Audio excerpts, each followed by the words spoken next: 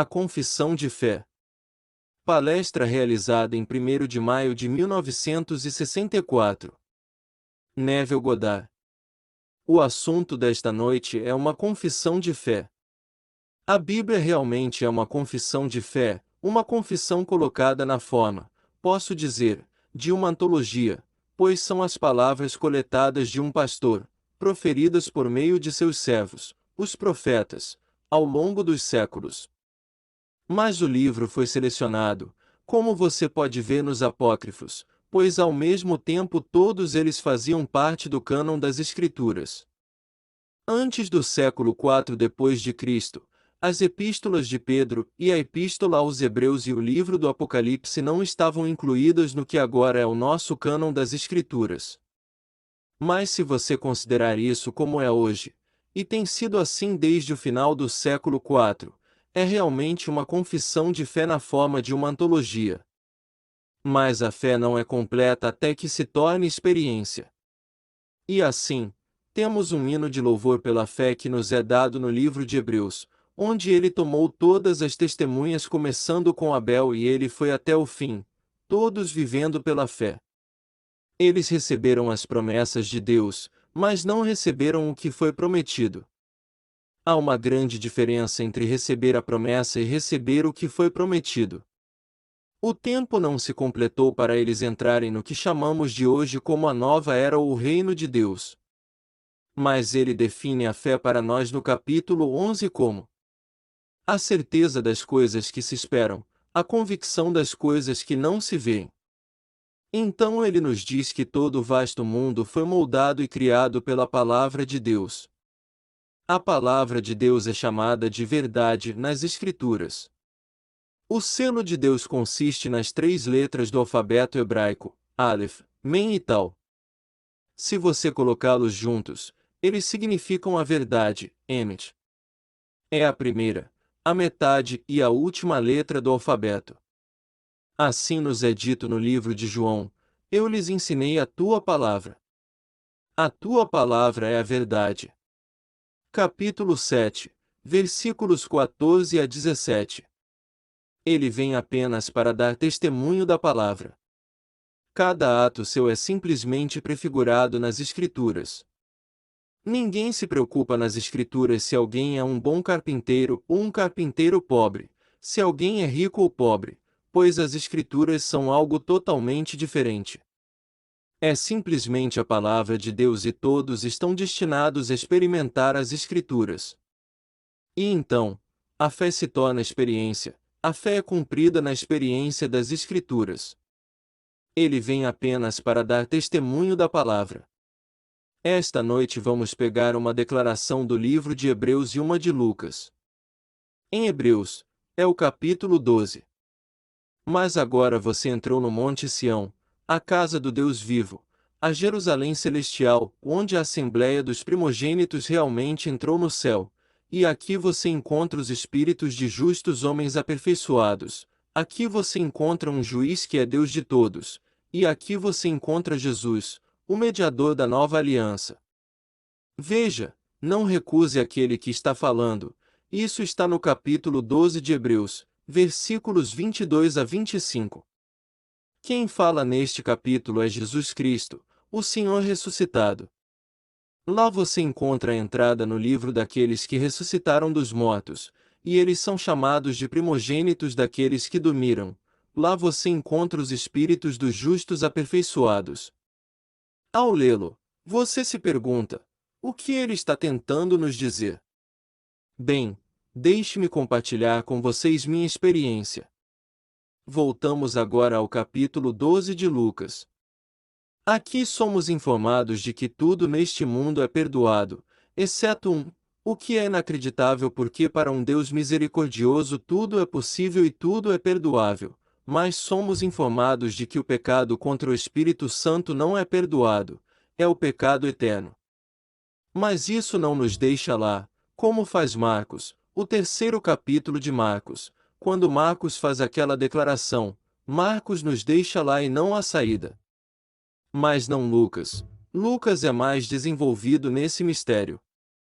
E então Lucas volta nossa atenção para aquele momento na eternidade em que é possível ao homem pecar contra o Espírito Santo, acrescentando as palavras: E quando te trouxerem perante as sinagogas, perante os governantes, perante as autoridades, não fique ansioso como o que você deve responder ou o que você deve dizer, porque o Espírito Santo te ensinará naquela mesma hora o que deves dizer. Versículo 11. A palavrinha deveria é a sua liberdade de estar na presença de quem está falando e recusar-se a fazer sua confissão de fé, depois de ter sido sobrenaturalmente inspirado no que dizer. Pois é dito a você o que dizer não de forma audível, mas naquela mesma hora quando você está na presença dele, você está realmente sendo solicitado, sobrenaturalmente solicitado o que dizer. Agora ouça com atenção, não fique ansioso quando estiver na presença dele, como o que você deve responder. Bem, se devo responder, alguém deve ter me feito uma pergunta.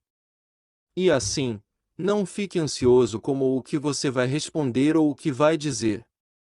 Depois de responder, também farei uma declaração, pois enquanto naquela mesma hora o Espírito Santo vai te ensinar o que você deve dizer. Então, quando você está na presença deste, definido para nós tão lindamente no 12º de Hebreus, eu não posso conceber que alguém não responda automaticamente a pergunta que é feita a você. Então é isso que vai acontecer com você. Como você disse, ele foi levado em espírito, assim como você disse em Isaías que ele foi levado em espírito, todos eles foram levados em espírito e você foi levado em espírito. Você tem a sensação de uma longa jornada, essa é a sensação, mas ela se completa em questão de minutos. Mas você, se analisasse o sentimento, é um sentimento de uma jornada infinita. E você é levado em espírito, mas você é trazido para este conselho celestial. Como lhe é dito no Salmo 82. E Deus tomou o seu lugar no conselho divino, no meio dos deuses ele detém o julgamento. Bem, quem são os deuses? Os espíritos dos homens justos aperfeiçoados, eles são os deuses, vocês são os deuses. E quando você entra nessa sociedade, você encontra homens, e é levado à presença daquele a quem você disse para não recusar, aquele que está falando. Disseram a você que aqueles que nasceram do alto agora estão sendo matriculados. Você verá o ser angelical mais glorioso com um livro aberto e uma caneta de pena. Agora, o que é direcionado, eu não sei. Eu só vi o que estou descrevendo agora. Eu vi este ser angelical sentado em uma escrivaninha com uma caneta de pena, um livro aberto, e aqui estava o movimento. O que foi gravado eu sei. Mas você diz em Hebreus que eles estão escritos no céu. Então você é levado perante aquele que está falando agora. Você está na presença de Cristo ressuscitado, o Senhor dos Exércitos. Você não pode descrevê-lo, exceto que ele estava envolto em luz, luz infinita, mas é o homem.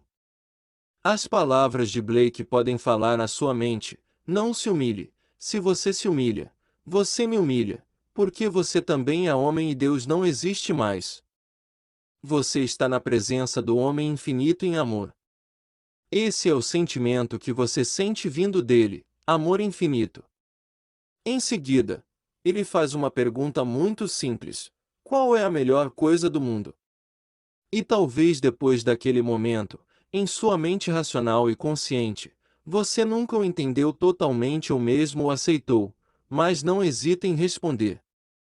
E você responde nas palavras de Paulo, seu 13º Coríntios, porque ele fez por amor o que o escritor de Hebreus fez pela fé.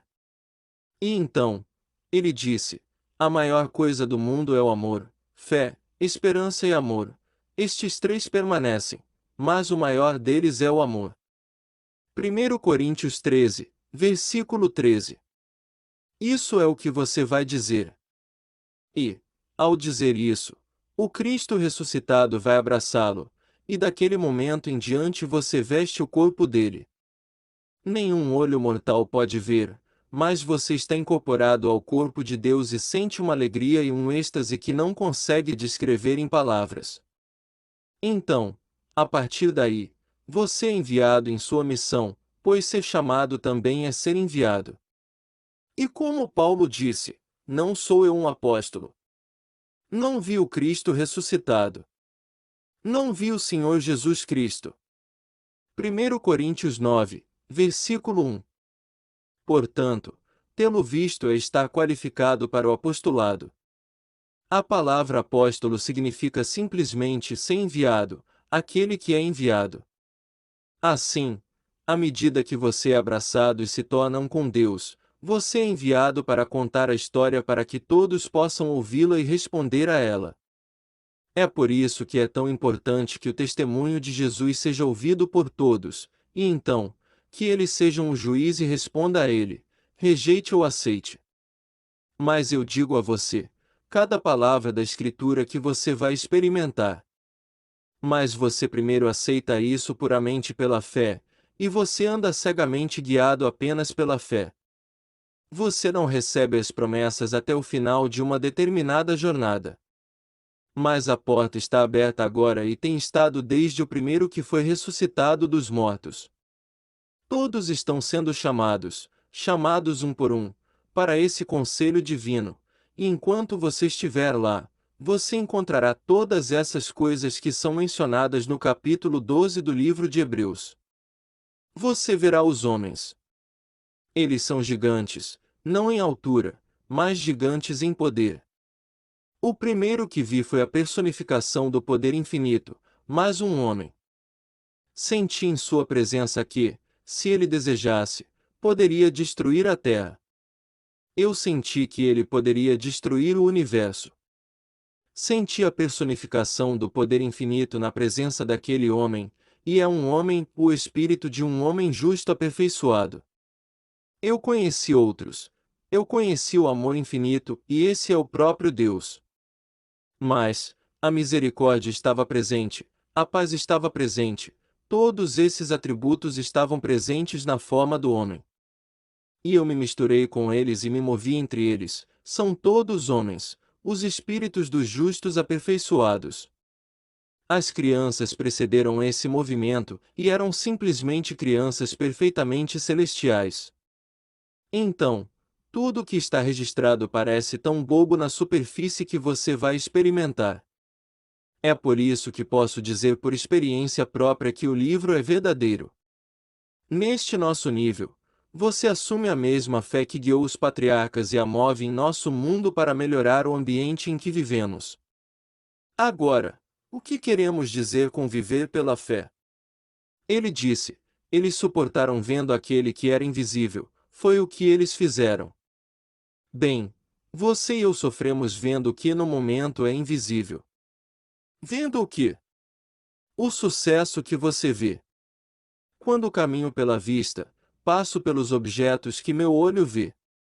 Se eu sair daqui esta noite e de repente as ruas não são mais o que eram quando eu entrei, e as placas foram reorganizadas ou sumiram, ou os prédios sumiram, tenho certeza de que não conseguimos encontrar o caminho de casa.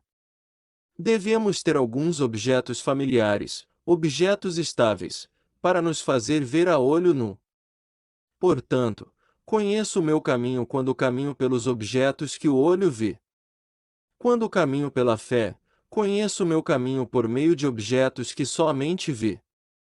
E assim, quando quero andar pela fé, coloco em minha mente objetos oculares para me guiar.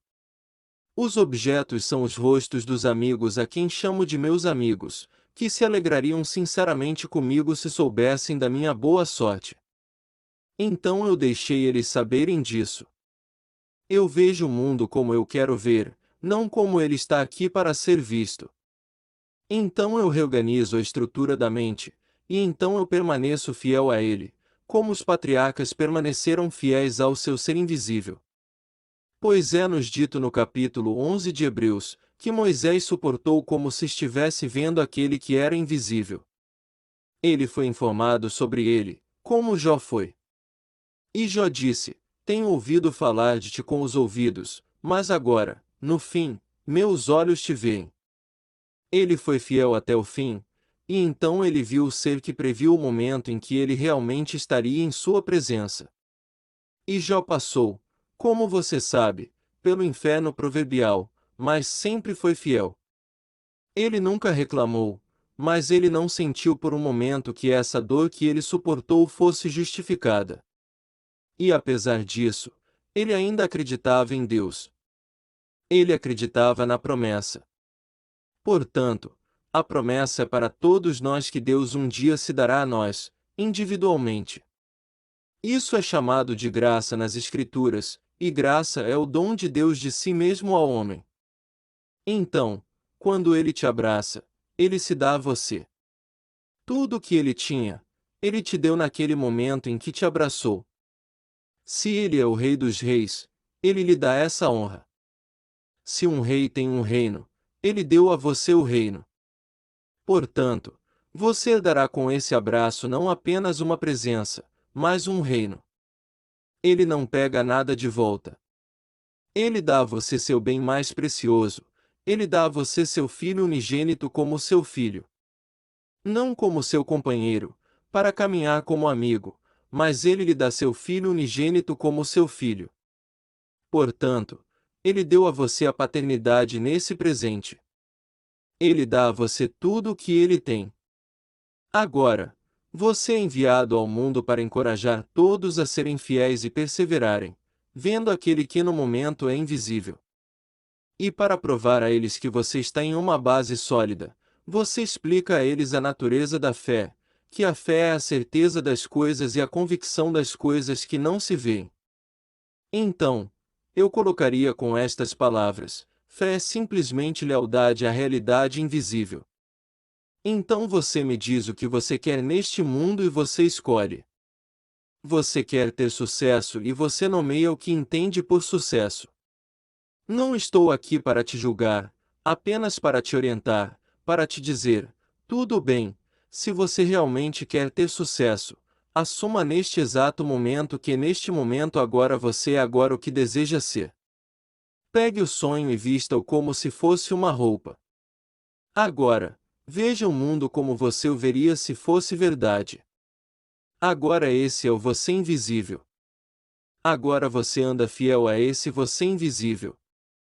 Mas torne natural, use-o como você usaria qualquer outra roupa do mundo, e conforme você o usa, ele se torna mais e mais você, mais e mais natural. E você pode dizer isso em seus sonhos. Seus sonhos mudarão, porque seus sonhos refletirão o humor que realmente o domina, porque o humor dominante realmente define o indivíduo. Esse estado de espírito ao qual o homem retorna com mais frequência constitui o seu eu mais verdadeiro. Portanto, se eu voltar constantemente no decorrer de um dia ao clima de sucesso, no final de alguns dias é uma coisa natural. Eu não tenho que voltar a isso com tanta frequência. Então, em pouco tempo, eu considero isso certo. Deixe-me contar uma história de meu irmão, que contei a um amigo esta noite. Começamos depois de um fracasso desastroso em 1919. Começamos do zero com capital emprestado.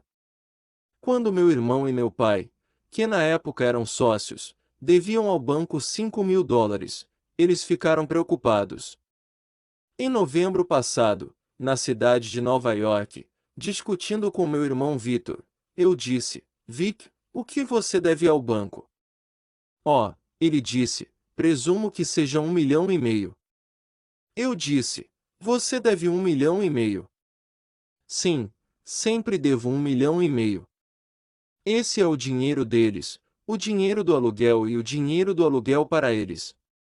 E portanto, preciso de dinheiro para girar as rodas da indústria. Mas hoje, devendo a eles $1,500,000 todos os dias do ano, não estou tão preocupado quanto antes, quando devia a eles $5.000, sem nenhuma preocupação.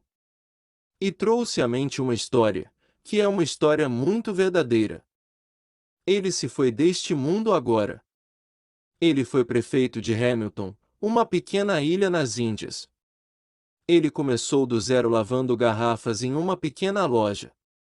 Mas eles não podiam importar garrafas o tempo todo, então se você trouxesse sua garrafa de volta, ganhava 1 centavo por ela, e ele tinha que cheirar as garrafas para ver se você não colocava querosene naquela garrafa, antes de trazê-la de volta, pois essas garrafas eram usadas para rum. Bem, ele era um rapaz muito engenhoso e ascendeu a prefeito da cidade. Ele possuía o maior hotel e partes de outros hotéis.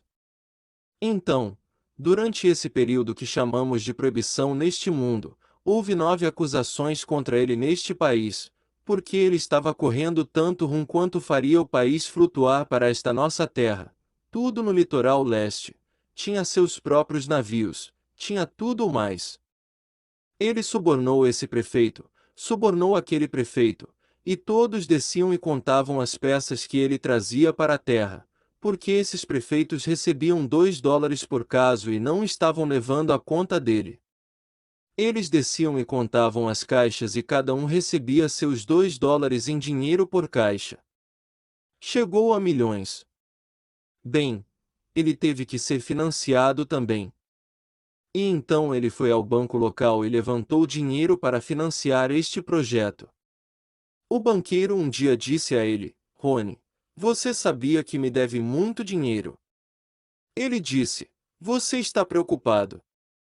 Ora, certamente estou preocupado, porque você me deve mais dinheiro do que estamos capitalizados. Bem, ele disse: Você está preocupado, não há necessidade de nós dois nos preocuparmos. Ele tinha uma pessoa preocupada, então ele não se preocupou, enquanto Rony fazia todo o dinheiro por ele. Agora, Rony aplicou isso sem querer. Ele nunca viu o fracasso. Ele não conseguia conceber o fracasso. Ele começou, como eu disse antes, sem um níquel neste mundo, mas vivia na suposição de que as coisas estavam certas. E com 9 acusações contra ele neste país, o dia em que a lei seca saiu deste país, rasgou o 9 e ele foi tão bem-vindo neste país quanto você. Pois, ele veio e saiu como quis depois que rasgaram as 9 acusações, pois eles só pertenciam à idade da lei seca. Então eu te digo, fé, leia no capítulo 11 do livro de Hebreus, as coisas que você vê foram feitas de coisas que não aparecem. Se alguém pudesse manter isso em mente, o sucesso que você deseja é feito de coisas que você não conhece neste mundo. Não é feito de seus amigos. Não dependa de um amigo neste mundo. Não dependa de ninguém. Apenas está tudo em você. Todo o vasto mundo é empurrado para fora, e assim, se você sabe que as coisas vistas foram feitas de coisas que não são vistas, então você partirá daí, e você saberá que imaginação e fé são as coisas com as quais o homem molda seu mundo. Você pode começar de onde estiver e modelar o que quiser neste mundo. Então, quando você anda pela fé, você anda por objetos que apenas a mente vê. Se você insiste em andar no caminho natural pela vista, bem, então você passa por objetos que o olho vê. Seus amigos o verão como agora o veem, e você nunca irá além disso se não ousar assumir que é diferente do que parece ser. Você deve ousar assumi-lo e ser fiel a ele, ser leal a essa realidade invisível, e então, dia após dia, isso se tornará cada vez mais natural. Depois de algum tempo, você saberá do que estou falando a respeito de prová-lo aqui neste nível, e então será abençoado com a prova nas profundezas da alma. Mas não posso dizer a ninguém como é emocionante quando você é levado em espírito para a sociedade divina. Porque você lê em um livro, mas não consegue acreditar, como a maioria das pessoas não consegue acreditar, que Deus é homem. É uma pedra de tropeço. Não importa quando eu falo ou onde eu falo, sempre há alguém para desafiar meu direito de dizer que Deus é um homem. Você ousa nesta era moderna de 1964, da energia nuclear, dizer que Deus é homem. Bem, estou falando por experiência própria. Eu estive em sua presença. Posso dizer exatamente o que Paulo disse: não tenho visto o Cristo ressuscitado. Eu não sou um apóstolo. Ele não me enviou. Eu o vi, portanto, essa era a qualificação. E as palavras ecoando em meus ouvidos ainda estão ecoando em meus ouvidos, e o comando era: hora de agir. Portanto, se você diz que acredita nisso, então é hora de agir, não diga que acredito e não haja. Pois, eu vou te dizer, não há nada neste mundo que teste a crença de alguém melhor do que a ação. A ação põe a fé à prova. Pois se a crença não é forte o suficiente para efetuar a ação, então ela não pode mover nada neste mundo. Portanto, se digo que acredito, agirei de acordo com isso. Não vou dormir esta noite presumindo ser o homem que fui hoje se não quiser ser esse homem. Ousaria presumir que sou o homem que quero ser, embora no momento tudo o negue. Se eu não agir dessa forma, então, minha crença ou minha afirmação não é realmente grande o suficiente. Agora, as pessoas que conhecem a Bíblia dirão: Tiago não disse que a fé sem as obras é morta. É verdade que ele disse isso, mas não propôs que substituíssemos a fé pelas obras. As obras são a prova de que a fé que professamos neste mundo está viva ou morta. Se estiver vivo, você agirá; se estiver morto, você simplesmente falará sobre ele da boca para fora e não fará nada a respeito. Você dirá: a imaginação cria a realidade. É uma declaração adorável. Isso causa discussões se você estiver em uma reunião social. E então, você pode ter isso como uma coisinha, como um brinquedo. Mas não estou falando de um brinquedo, estou falando da força da criação neste mundo. Isso cria a realidade, mas se eu realmente acreditar nisso, agirei de acordo com ela. Então, quando fui ordenado a ir e contar a história de Cristo, as palavras em meus ouvidos que ressoavam daquele que encarnava o poder infinito eram as palavras: hora de agir. E as palavras que a antecederam, que incomodaram tanta gente, foram as palavras: abaixo os sangues azuis, porque temos uma certa associação de sangue azul que pensamos significar os socialmente proeminentes. Não tem nada a ver com isso, porque no céu a única aristocracia é a aristocracia do espírito. Não tem nada a ver com carne e sangue, porque ninguém pode herdar o reino dos céus com carne e sangue, porque Deus é espírito, mas homem. E você é espírito, tão solidamente real quanto você aparentemente está aqui, mas você é espírito e você é homem. Você fica na presença do homem e olha ao redor e só há homens. Então, quando você ouvir essas palavras: abaixo os sangues azuis, não pense por um momento que significa que você destruiu qualquer um dos frutos adoráveis deste mundo. Nada sobre isso. O sangue azul é simplesmente protocolo da igreja. Você não precisa deles. Deixe-os em paz. Mas você não precisa disso. Você não precisa de nenhuma adoração externa, nenhuma forma externa de adoração ou cerimônia ou qualquer credo externo. A coisa toda vem de dentro. Portanto, nunca saí para incomodar nenhum grupo, garanto-lhes, mas essas palavras foram minhas ordens. E assim, eles voltaram no final dos anos 1920. Eu não tinha mais de 21 ou 22 anos quando isso aconteceu. Nunca fui uma influência perturbadora em nenhum grupo. Posso perturbar sua mente ao passar por você, mas não se você estiver satisfeito com determinada coisa. Eu nunca convido você a deixar uma determinada igreja para vir aqui, nem o convidaria a deixar um determinado grupo para vir aqui. Mas o protocolo de que se fala é simplesmente o protocolo da igreja, qualquer coisa que esteja do lado de fora, que você pensa de alguma forma estranha que Deus está olhando para você, e aceitará isso em vez de agir. Não, Ele quer que você haja. Ele quer que você crie, pois Deus é um criador, e seus filhos devem ser tão criativos quanto Ele. Portanto, devemos criar e ainda criar novamente. Portanto, esta é uma confissão de fé. E um dia, Eu juro enquanto estou aqui, a alegria é incomensurável quando você é chamado. Na noite em que você é chamado, você não sabe, você não tem a menor ideia. Você vai dormir como dormiria esta noite, sem esperar nada, e de repente você é arrebatado no espírito e carregado aparentemente para sempre. Então você chega a este grande e maravilhoso encontro de deuses. E quando ele te segura, porque você respondeu corretamente, você não pecou contra o Espírito Santo. Pois o Espírito Santo o inspirou ao fazer a pergunta. Agora, eu não digo que todos farão a mesma pergunta. Mas eu digo, independentemente da natureza da pergunta, a resposta que você saberá, pois o Espírito Santo irá ensiná-lo naquela mesma hora o que você deve dizer.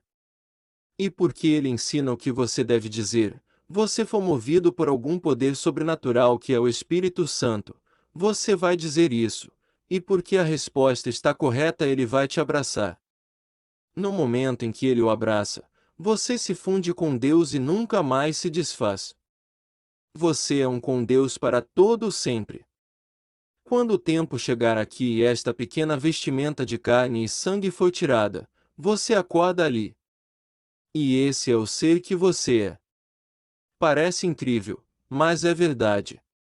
E posso te dizer, você não merece. Você não merece, é um presente, portanto, você vai recebê-lo. E em segundo lugar, não pense que você tem que se preparar para recebê-lo, apenas haja. Tenho certeza de que foi Rony que violou todas as nossas leis que nós mesmos violamos quando colocou incontáveis caixas de bebidas alcoólicas neste país.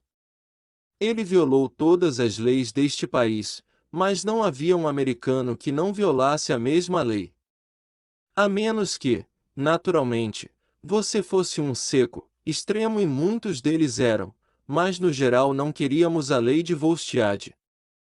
Era contra a tendência do país.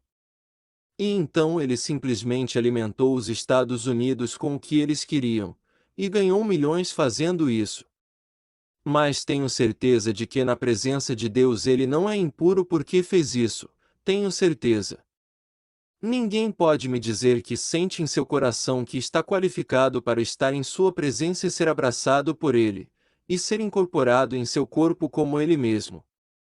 Portanto, sei hoje que a aptidão é a consequência, não a condição de sua graça. No minuto em que você é abraçado, você está preparado. Você não estava preparado antes disso, mas foi chamado. Portanto, o homem é chamado. E qual é o segredo do amor eletivo de Deus eu não sei.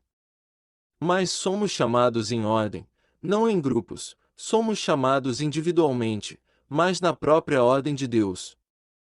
Pois Ele está edificando sua nova Jerusalém, edificando-a com estas pedras vivas que nós somos. E Ele, o corpo é aquela grande Jerusalém, aquele poder criativo que pode criar qualquer coisa neste mundo. Então, voltando a esse pecado imperdoável, não posso conceber isso. Não consigo conceber nada impossível para Deus. E um ser misericordioso que Deus é, não posso conceber nada que sua misericórdia não pudesse perdoar. Então, somos apontados para Ele, e Lucas lhe dera o caminho. Marcos não. Quando Lucas acrescenta o que ele faz a essa afirmação, isso lança luz sobre isso. Portanto, quando você for levado à sinagoga, aos governantes e às autoridades, não se preocupe como o que responderá. Imediatamente ele diz a você que algo vai ser perguntado. Não fique ansioso. Por quê? Porque naquela mesma hora o Espírito Santo vai te ensinar o que você deve dizer. Portanto, ele lhe dá a liberdade de escolha de dizer não, ou de se recusar a falar, ou de dar a resposta errada. Por quê? Você deve dizer o que foi solicitado a dizer, mas não precisa, porque você é livre. Portanto, você é avisado novamente no capítulo 12 de Hebreus. Portanto, quando estiver diante dele, aquele que está falando, não o recuse. Versículo 25. Não recuse aquele que está falando. Bem, quem está falando? O versículo anterior mostra quem está falando, o Cristo ressuscitado.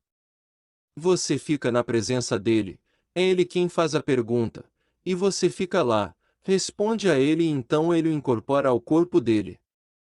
Então aqui está esta noite e com esperança. Como você disse, coloque sua esperança totalmente na graça que está vindo para você na revelação de Jesus Cristo. Está chegando. Não posso parar. Coloque toda a sua esperança nessa graça. Mas, entretanto, viva pela fé. Pergunte a um amigo: o que você quer neste mundo? E não levante um dedo para fazer isso para ele. Não ligue para seus amigos e diga a eles para ajudá-lo: você faz isso, faça isso em sua mente. E se eles estiverem a 1000 milhas ou 10.000 milhas de distância, ainda assim faça isso. Eles não estão a 10.000 milhas de distância em sua imaginação, eles estão bem aqui. Eu recebo uma ligação de Barbados, bem, fisicamente seria a 5.000 milhas daqui, mas eles não estão. Eu poderia falar com minha irmã como se ela estivesse aqui. Eu poderia falar com meu pai, que se foi, como se estivesse aqui. Eu converso com minha mãe. Na verdade, minha memória de minha mãe tem sido um guia e tanto em grande parte do meu comportamento.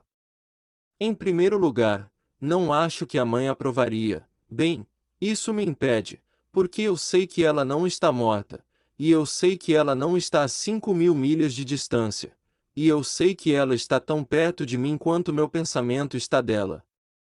Então, eu sei quando penso na mãe que a atitude dela em relação ao meu comportamento me orienta, porque eu sei o que ela espera do filho dela.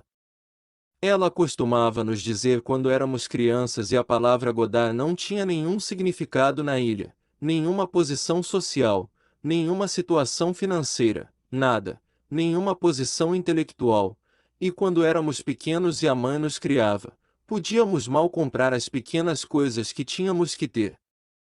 Se você fizesse algo que a desagradava, a mãe dizia, depois de nos corrigir, você se esqueceu de que é um Godard. Bem, ela te envergonhou por você ter esquecido que era um Godard. Ela tornou o nome importante. Não tinha nenhuma importância, não tinha significado, mas você caminhava com a consciência de ser um Godard. Com o resultado de ter construído isso em sua consciência, eles são os maiores empresários em todas as ilhas hoje. Isso está em isso é quase todas as ilhas e definitivamente em Barbados, e agora em Saint Lucia e Saint Vincent, e eles são os melhores em nome e indústria. Ela tornou isso importante. E muitas vezes ela não precisava ir além de envergonhar você. Você se esqueceu de que é um Godard. Experimente com seus filhos. Faça do seu nome, que eles carregam, um nome importante. E então na verdade você pode poupar o chicote simplesmente relembrando a memória deles o fato de que eles se esqueceram da importância de seus pais, e portanto, da importância de si mesmos. E assim, se você tratar aqueles que se foram deste mundo como se estivessem aqui, respeitar suas opiniões e saber que eles podem vê-lo como eu o vejo agora, então você não faria muitas coisas que, bem, sem essa consciência você faria. Porque eu sei que ela desaprovaria. Eu sei que meu pai desaprovaria. Eu sei que ele tinha uma certa atitude perante a vida que não se podia criticar nenhuma mulher em sua presença. Um homem, sim, você poderia dizer o que quisesse de um homem, mas ele não permitiria que nenhum de nós dissesse nada que não fosse nobre a respeito de uma mulher. Ele simplesmente não toleraria isso. E isso acontecia mesmo quando éramos todos homens adultos com nossas esposas e filhos. Ele desaprovava veementemente qualquer crítica à mulher. Ele sempre colocou a mulher em um pedestal. No mesmo dia em que ele saiu, eles eram algo diferente em sua vida. Se algo obviamente não estava certo, ele preferia não discutir o assunto. Não importa o quão óbvio fosse, ele simplesmente não iria discutir isso. Ele construiu isso em sua mente. E então, eu digo a todos: experimentem. Passeie por esses guias internos, pois temos guias. O guia interno é o mesmo que você usa com o guia externo do olho. Você caminha para casa por objetos que conhece, e caminha para seu objetivo na vida por meio do objeto interno que conhece. Ao longo do caminho você vai encontrar aquele que você conhece bem, e eles vão te parabenizar por sua boa sorte, e como amigo você vai aceitar e ser gentil com isso. Então o próximo vai parabenizá-lo e você vai parabenizá-lo porque deseja que eles sejam igualmente progressistas neste mundo. Podemos pegar todos em nosso círculo e erguê-los no círculo interno da mente, vendo-os como gostaríamos de vê-los. E posso dizer que vai funcionar. Se tivermos provas de algo, realmente importa o que nossos críticos dizem. Realmente não importa se temos evidências disso. Portanto, podemos testar a lei de Deus. Podemos testar o poder da fé e quando testarmos e provarmos, bem, viveremos de acordo com isso. Se alguém nos perguntar qual é o segredo, você conta. Se eles não nos perguntarem, bem, não precisamos gritar sobre isso, mas, se eles perguntarem, vamos contar a eles. Eles podem não acreditar, mas você pode dizer a eles. Sei que meu pai me disse no primeiro dia em que me ouviu em Nova York. Chegamos em casa depois da palestra pela manhã e ele disse: Rapaz, concordo com tudo o que você disse esta manhã, exceto uma. Eu disse: Tudo bem, me diga. Você é um sucesso na vida. A meu ver, você é um grande sucesso. Então, qual é? Ele disse: Você disse a eles esta manhã que, quando meditarem, fechem os olhos. Não, não faça isso, apenas feche parcialmente. Basta fechar a tampa, mas não completamente, e você poderá ver melhor. Você pode ver exatamente o que deseja se fechar apenas parcialmente. Se você fechá-lo completamente, sua mente vagueia. E então, esse foi o seu conselho para mim. Mas eu não conseguia rir de meu pai pelo simples motivo de ele ter provado isso. Ele começou sem um níquel e seu objetivo era o sucesso neste mundo. Ele tinha suas próprias ideias a respeito da religião, da vida familiar, e as sustentava muito bem. Mas nos negócios ele começou do zero. Quando ele tinha 39 anos, ele poderia nos dar o que fez, e quando aos 85, quando ele fez sua saída deste mundo, você veio no dia seguinte e se ofereceu para comprar as empresas. Você não poderia vir com menos de 5 milhões e ganhar até uma cenoura. E ele fez isso por nós simplesmente não fechando os olhos. Todas as manhãs, ele se sentava depois do café da manhã e veria exatamente o que queria para o dia. Ele realizaria todas as suas transações e as executaria com sucesso. Qualquer contrato pendente para o dia, ele o receberia antes de sair de casa e veria tudo no final. Agora, se ele fez isso sem saber ou se alguém lhe contou, eu não sei. Mas sei que, no meu caso, depois da primeira palestra que ele ouviu, ele me disse: Tudo o que você disse é verdade, exceto um. Não diga a eles novamente para fechar o olho, apenas feche-o parcialmente, e então eles verão exatamente o que querem ver, e continuarão conversas com aquela cena a partir da premissa de exatamente o que eles querem neste mundo, e acreditem. Ele era um homem muito fiel a essa crença. Portanto, agora, ao entrarmos no silêncio, fecharei o meu porque me acostumei com ele. Mas tente a técnica do meu pai. Posso fechar meus olhos e ver exatamente o que quero ver. Mas talvez outros sejam ajudados por sua técnica. Como disse, não posso rir dele porque ele provou isso. E se ele tinha provas de algo, não importa o que os outros pensem. Manteremos o que sabemos com base na experiência. Agora vamos entrar no silêncio.